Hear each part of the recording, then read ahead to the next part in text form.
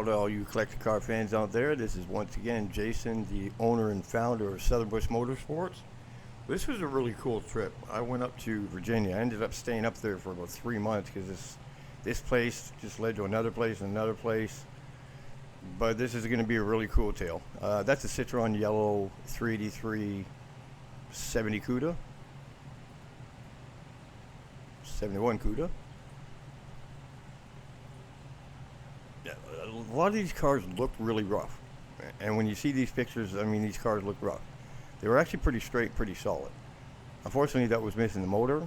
I wish I could say the motor was in the trunk, but it wasn't. But it was a real Citroen Yellow 383 car.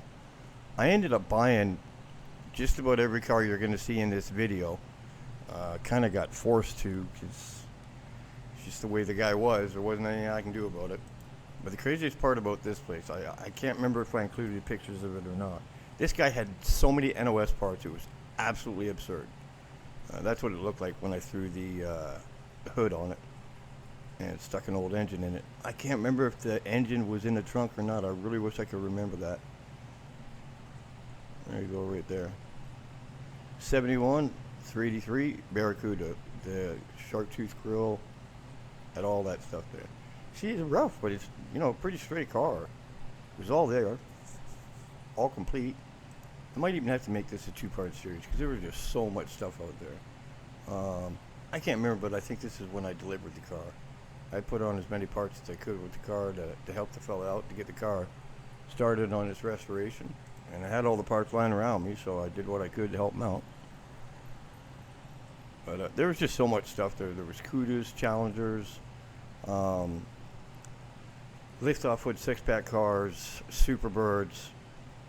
I had done a bit of a story, a bit of a tale earlier on this car and some other cars, but like I said, I might have to do another part on this because there was just so much stuff there. It was absolutely insane. Not much of that interior right there, but you know, the fender tag says what the fender tag says. It had most of the parts in there. I think that was one seat. Tried to throw as many parts as I could in with the car, but you know, can't do everything. But you know, I had a decent dash to get started with. I think the instrument cluster was on the ground there. But you know, pretty solid car. Like it is, Citroen Yellow wasn't. It was one of the high impact colors, but it wasn't a really highly ordered color because it was such a bright yellow. Definitely a rough start for somebody to get started on it, but you know, the fella that bought this, I believe it was going to be a father and son project. Frame rails look a little crusty, but they're solid. You know, the underside of that car was solid. Everything was there. The rear end and all that stuff was there. Definitely a workable car. Door jambs are pretty decent. You know, I'm showing quite a few pictures of this car because I really like this one. This was one I kind of, you know, I said it before, I'll say it again. Wish I could have held on to all of them, but it's not the business I was in. I was in the business of getting them pulled out of the horrible situations that these cars were in and getting them moved on. There's another Challenger right there. Boy, these cars look rough in the front, but they were solid. They were definitely solid cars. For what I can tell, back in the day, so the 71, 72 Challenger, they didn't use a lot of salt on the roads up there in Virginia. A lot of the roads that I went down were all dirt. You know, they're talking in 2000 plus. They were all still dirt, so you know, the cars were pretty solid. There's another one right there. God, these cars were so rough. But you know, that is plum crazy purple paint underneath that car. That's what color that car was. You can see it on the roof panel too. I picked up that Challenger. That was a 318 Challenger. Boy, that car was solid. I might do a video on that one because if somebody's restoring a Challenger, that car was completely untouched. Completely untouched. And it would be good to see what it looks like to see a 318 Challenger for either way that's completely untouched like that, so you can use it as a reference point. That was a 69.5 liftoff with six-pack car buried in a barn that this guy built into the side of the mountain. I wish I could get better pictures of it, but God, look at how close these cars were packed together. He literally used a tractor and a bar and kept pushing these cars back there. It was just going into this, it was just, I don't even know how the guy built the place, because it literally was in the side of the mountain. All you could see was a door, and that was it. Challenger convertible. Look at it in front of it. I can't even tell what that is. I know these pictures are horrible, but let me tell you guys, it was pitch black in there. This was just sitting around the back, Roadrunner convertible, or GTX convertible, just sitting out on the side. That car couldn't be saved. That bad boy was rough. And then we get to the NOS parts. No organization to it at all, or very little organization to it, but let me tell you, if you wanted an NOS emblem or you needed an alternator or whatever, I was in the upper level above this building that I was in, and the place was just stuffed packed with, yeah, those are Hemi valve covers. This is the kind of level this guy was at. Those are Hemi valve covers, all came off original Hemi engines. It was just insane.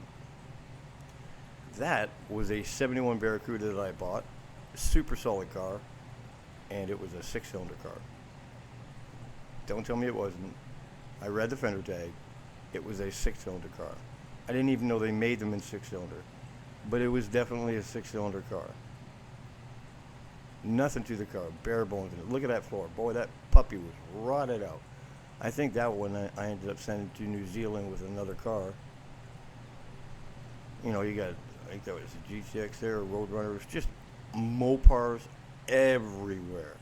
I don't want you all to think that I'm just stuck on Mopars, but I'm telling you, this is all I kept finding. I mean, I found a lot of Chevrolet places and some holes that had different cars in them and stuff, but there was a lot of Mopars out there, especially in the deep south, because everybody ran moonshine back in the day, and these were the cars that they used. Big trunks, fast engines, and get away from the cops.